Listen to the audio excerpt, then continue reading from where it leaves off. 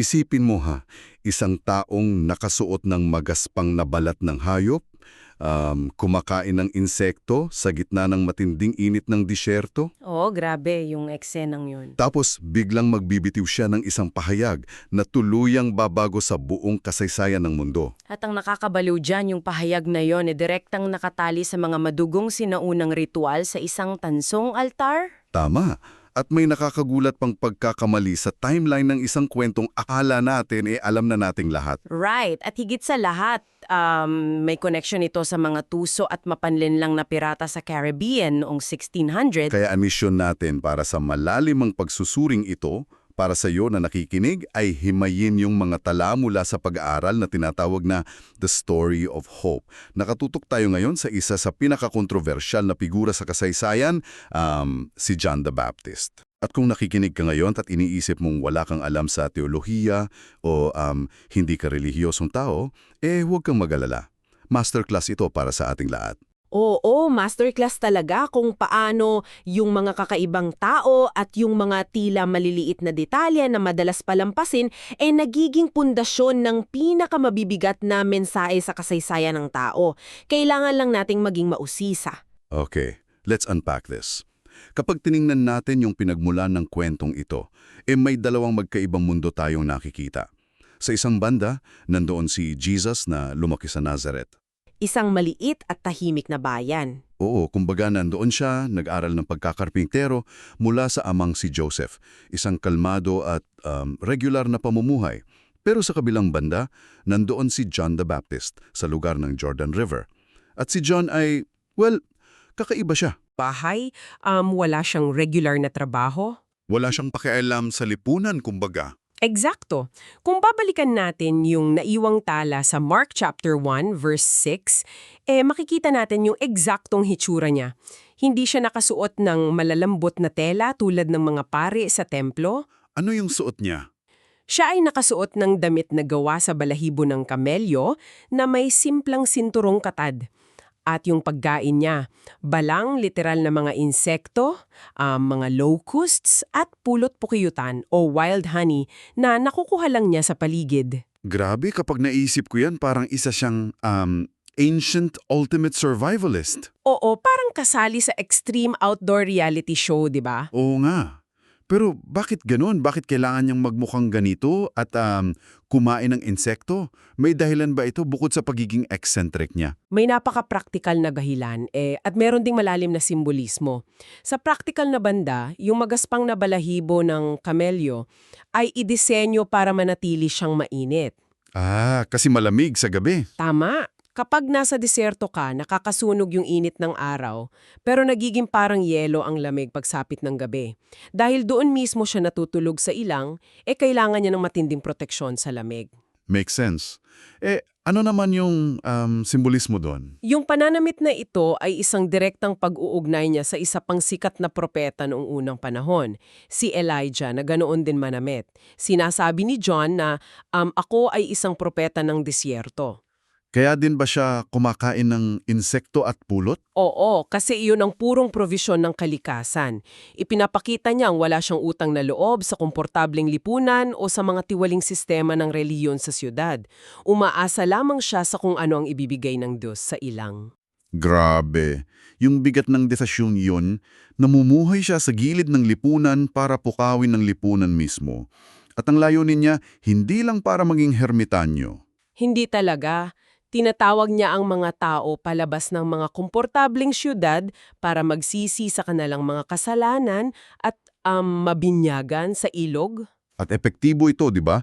Kasi libu-libong tao ang naglalakad papunta sa disyerto para lang marinig siya. Tapos, isang araw sa gitna ng pangangaral niyang ito, may nakita siyang naglalakad palapit. Oo, nakita niya si Jesus. At doon niya binitiwan yung linyang umalingaw-ngaw sa buong kasaysayan. Ano ulit yung eksaktong sinabi niya? Ang pahayag mula sa Ebanghelyo ay, "Behold the Lamb of God who takes away the sin of the world." Sa Tagalog, tingnan ninyo ang kordero ng Diyos na nag-aalis ng kasalanan ng sanlibutan. Here is where it gets really interesting. Kasi kung iisipin natin sa modernong panahon natin, kapag tatawagin mo ang isang tao na tupa o kordero, parang hindi ito isang papuri. Oo, parang medyo insulting pa nga eh. Tama.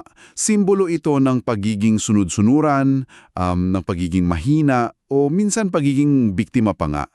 Bakit ito ang piniling salita ni John para sa isang taong ipinapakilala niyang magliligtas sa mundo? Parang counterintuitive eh. Kung titingnan natin yan sa lente ng makabagong panahon, talaga namang nakakalito. Ngunit para sa mga taong nakikinig kay John noon, na pamilyar sa lumang tipan, yung salitang kordero ay walang kinalaman sa kahinaan. Ano ang ibig sabihin nito para sa kanila? Ang ibig sabihin nito ay isang seryosong sakripisyo at higit sa lahat nangangahulugan itong kapalit or substitute. Para maintindihan natin ang bigat nito, kailangan nating silipin yung proseso sa tansong altar na malapit sa tarangkahan ng sinaunang tabernakulo. Ito yung altar kung saan sila nag-aali ng mga hayop para humingi ng kapatawaran sa mga kasalanan nila, di ba? Oo, at yung prosesong iyon ay hindi malinis or sterile na tulad ng mga transaksyon natin ngayon.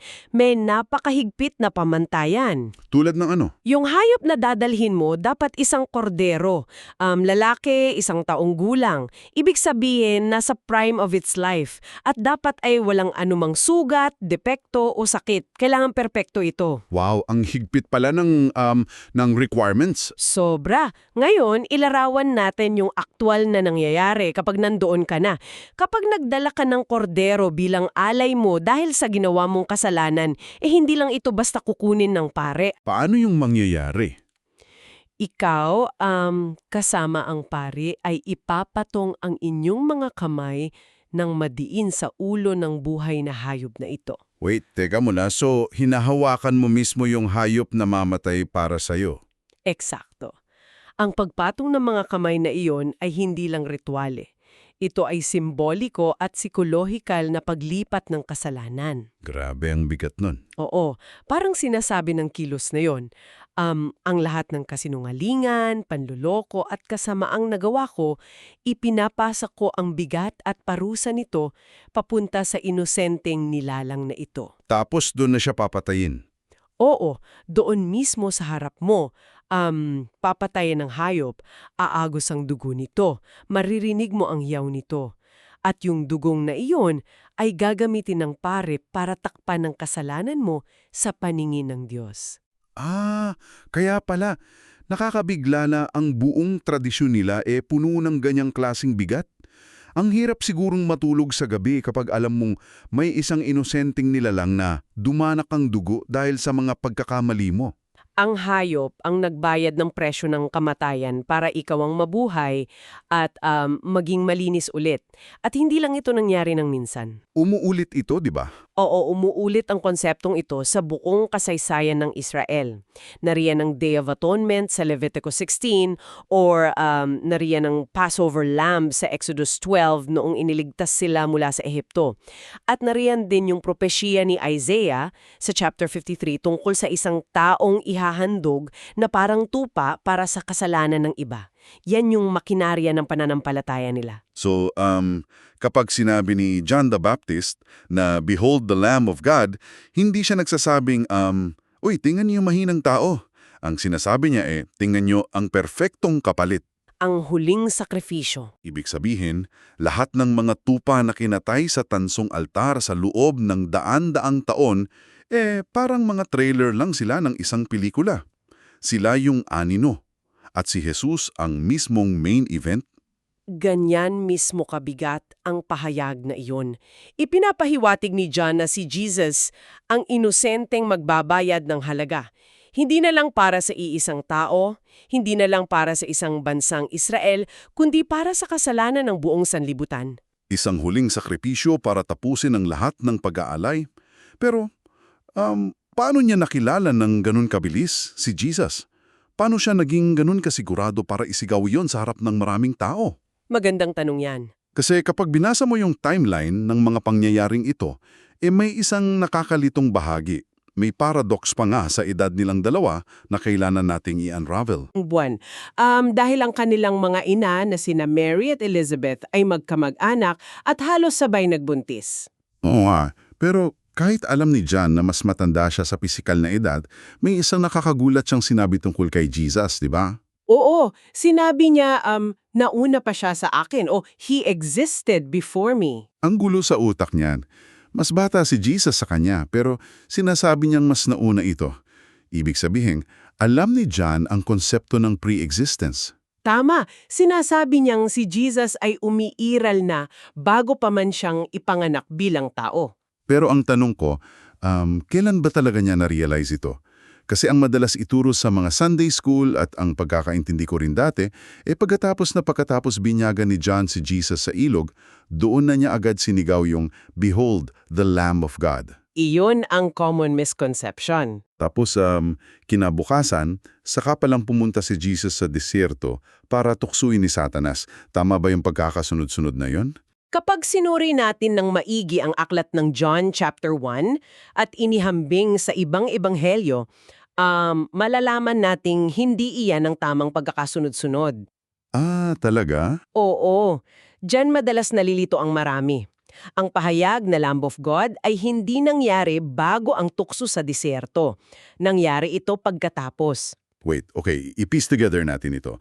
So, ang unang nangyari ay dumating si Jesus sa Ilog Jordan para magpapabinyag kay John, tama ba? Oo. Sa sandali ng binyag na iyon, may nakita si John. Bumaba ang banal na espiritu sa anyong kalapati at nananatili kay Jesus. At may boses na nagsalita mula sa langit. Iyon yung unang malaking pangyayari. Pero hindi pa niya sinasabi yung Lamb of God dito. Nyag na yon, dinala agad si Jesus ng espiritu sa ilang. Naiwan si John sa ilog. Tapos, ano nangyari sa ilang? Habang nasa ilang si Jesus doon, siya nag-ayuno nang walang pagkain sa loob ng 40 days. At doon, siya dumanas ng matitinding tukso mula kay Satanas. So, nawala siya ng mahigit 1 buwan, nasa gitna ng kawalan, nakikipaglaban sa matinding tukso, at nakayanan niya iyon. Hindi siya bumigay sa kasalanan. Tapos bumalik siya sa Ilog Jordan kung nasaan si John. Doon na pumapasok ang napakahalagang sandali. Habang nagbibinyag pa rin si John doon sa ilog, paglipas ng mahigit 1 buwan, nakita niya si Jesus na naglalakad palapit mula sa ilang. At doon niya sinabi, Oo, at doon saka pa lang isinigaw ni John ang Behold the Lamb of God. bakit sobrang halaga ng distinction na iyan? Does it really matter kung sinabi niya before or after ng 40 days sa disyerto? Mahalaga ito dahil sa mismong konsepto ng tansong altar na pinag-usapan natin kanina. Ano ulit ang requirement ng kordero bago ito ialay? Kailangan perpekto. Walang dungis, walang sakit. Tumpak. Bago maging isang official na sakripisyo, kailangan mo nang suriin o i-inspect ang kordero. Ang 40 araw ni Jesus sa deserto ang pagharap niya sa pinakamatinding tukso ng kasamaan nang hindi nagkakasala ang kanyang inspection. Ah, wow. Napatunayan niyang siya ay perpekto at hindi kayang baliin ang kasalanan. Kaya nung bumalik siya, may ganap na karapatan at ebidensya na si John na sabihin, ito na ang perpektong kordero, nakapasa siya sa pagsubok, wala siyang dungis. Ang galing kung paano nag-connect yung sinaunang ritual sa mismong timeline ng buhay niya. Pero gusto kong balikan yung kalapati. Magkamag-anak sina Jesus and John, di ba? Oo, malaki ang posibilidad na nagkikita sila noong mga bata pa sila. So, kilala na ni John si Jesus bilang tao, pero hindi niya kilala si Jesus bilang Mesiyas hanggang sa nakita niya yung kalapati na sinasabi mo. Parang isa itong highly specific pre-arranged secret password na ibinigay ng Diyos kay John. Ganyan na ganyan ang mekanismo noon, isang divine password. Kahit nakababata niya si Jesus, hindi siya pwedeng mag-assume based sa dugo o relasyon. Kailangan ng sign. Oo, sinabi mismo ng Diyos sa kanya kung ano ang eksaktong senyales na hanapin. Nang makita ni John ang kalapati, nakumpirma ang lahat. Ang kumpiyansa niya sa pag-aanunsyo sa kordero ng Diyos ay nakaugat sa aktwal na nakita ng sarili niyang mga mata. At ang dahilan kaya natin alam yung eksaktong araw, yung mga salitang ginamit at yung pagkakasunod-sunod na ito, dahil may isang taong nakatayo doon sa mismong araw na iyon na masusing itinabi ang mga detalye. At nakakatuwa dahil kapangalan din niyo yung propeta natin, si Apostle John. Si Apostle John ang anak ni Zebedee at kapatid ni James. Siya ang sumulat ng ebanghelyo kung saan natin binabasa ito ngayon. At hindi siya basta-basta manunulat lang. Kasama siya doon sa mga nangyari. Kasama niya si Jesus ng 3 taon araw-araw.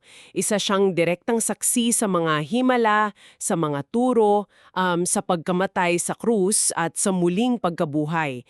Hindi ito chismis na naipasa lang sa kanya. So parang credible witness talaga. Sa mundo ng investigasyon, yung isinulat niya may bigat ng isang lehitimong eyewitness testimony na tatayo sa anumang korte. At kapag binasa mo ang mga isinulat ni Apostle John, mapapansin mong may paborito siyang paraan para ipaliwanag kung sino si Jesus at ano ang epekto niya sa mundo. Mahilig siya sa mga metapora. Totoo yan. At yung pinakamalakas niyang metapora ay yung konsepto ng liwanag laban sa dilim. Oo. Sa kanyang mga sulat, ang dilim ay laging kumakatawan sa kasalanan, sa paggaligaw, sa kasamaan at sa kapahamakan. Habang ang liwanag naman ay kumakatawan sa katotohanan, kaligtasan at ang presensya ng Diyos. May dahilan ba kung bakit ganoon niya kamahal ang concept ng liwanag? May malalim na psikolohikal na dahilan kung bakit ganito siya ka-obses sa konsepto ng liwanag. Tingnan mo kung ano ang nangyari sa dulo ng buhay niya. Dahil sa kanyang pangangaral, inaresto siya ng makapangyarihang gobyerno ng Roma at ipinatapon sa isla ng Patmos bilang parusa. Yung Patmos ay isang nakahiwalay na isla, di ba? Isang mabatong kulungan sa gitna ng dagat. Oo, imagine mo yung sitwasyon niya doon. Isang matandang lalaki nag-iisa, napapaligiran ng madilim at mapanganib na dagat, lalo na kapag gabi. Ang dilim at kalungkutan sa islang yun nakakabaliw. Grabe, ang hirap nun. Kaya hindi nakakapagtaka na sa gitna ng kadilimang iyon, naging napakahalaga sa kanya ng ideya ng isang ultimong liwanag na tatalo sa lahat ng dilim. Sa islang iyon niya nakita yung mga pangitain na naging aklat ng Revelation. Ano yung nakita niya sa pangitain? Mga pangitain ng isang maningning na syudad kung saan nandoon ang Diyos at ang Kordero. At hindi na kailangan pa ng Arab dahil ang kaluwalhatian ng Diyos ang mismong liwanag doon. Ang tindi ng contrast. Mula sa pinakamadilim na isla, nakita niya yung pinakamaliwanag na pag-asa. At nag-uugnay ito sa isang napakagandang analohiya na madalas nating makita kapag pinag-uusapan yung panganib ng dilim. Ano yung analohiyang iyon? Imagine mo na bumalik tayo sa nakaraan noong 1600s hanggang 1830s sa Caribbean Sea. Ito yung ginintuang panahon ng mga wooden sailing ships at ng mga malulupit na pirata. The Pirate Age. Oo, madalas dumaan doon ang mga barkong puno ng ginto at mamahaling kalakal. Ngayon, kapag may malakas na bagyo sa gabi at sobrang madilim na wala kang makita, ang pinakahanap ng isang natatakot na kapitan ng barko ay isang ligtas na daungan, isang safe harbor. At ang tanging paraan para mahanap nila iyon kung may makikita silang liwanag mula sa baybayin na magtuturo sa kanila ng daan. At dyan ginagamit ng mga pirata ang panlilinlang nila, di ba? Oo, sobrang tuso ng mga pirata. Alam nila kung gaano kadesperado ang mga barkong ito sa gitna ng dilim. Kaya ang ginagawa nila, naglalagay sila ng mga peking ilaw, mga tanglaw o apoy sa ibabaw ng mga mapanganib at matutulis na bato. Grabe ang sama. Akala ng mga pagod na kapitan ng barko, ayun, may ilaw, may safe harbor na. Kaya ididirekta nila ang buong barko roon, papunta sa ilaw na yon. Pero ang totoo, sadyang inilagay ang ilaw na yon para ibangga sila sa mga nakatagong bato. Isang bitag pala. Oo, nawawasak ang buong barko, nalulunod ang mga tripulante, at habang nagkakagulo, masayang nananakaw ng mga pirata ang lahat ng kanilang mga yaman. Ang sikolohiya ng pandaraya na yan, eksaktong inilalarawan ni Apostle John tungkol sa espiritual na buhay ng tao. Ang mga peking ilaw ng mga pirata yung mga bagay sa mundo na nangangako sa atin ng kaligtasan o kapayapan, ngunit sa huli kapahamakan ng dala. Yan ang dahilan kung bakit mariing sinasabi ni Apostle John na si Jesus ang totoong liwanag, di ba? Tama. Sa isang mundong madilim na puno ng mga pirata na naglalagay ng mga peking ilaw para wasakin tayo, si Jesus ang tanging liwanag na hindi nanlilinlang at hindi nagdadala sa atin sa mga bato. Siya ang maghahatid sa atin sa totoong ligtas na daungan. Grabe, ang naging paglalakbay natin sa malalimang pagsusuring ito napakalawak. Mula doon sa isang propeto na nabubuhay sa insekto at balahibo ng kamelyo para magprotesta laban sa tiwaling lipunan, hanggang sa pag-unawa sa pisikal at psikolohikal na bigat ng pag-aalay ng tupa sa sinaunang tansong altar. Nasagot din natin yung misteryo kung bakit nangyari ang 40 araw na pag-aayuno bago tawaging kordero ng Diyos si Jesus. O para mapatunayang siya yung perpektong kapalit na walang dumis. At natapos tayo sa matandang manunulat na nakakulong sa isang madilim na isla na nagpapaalala sa atin na mag-ingat sa mga peking ilaw na nag-aabang para nakawin ang ating buhay. Kaya bago natin tapusin ito, gusto kong tingnan mo ang sarili mong buhay ngayon.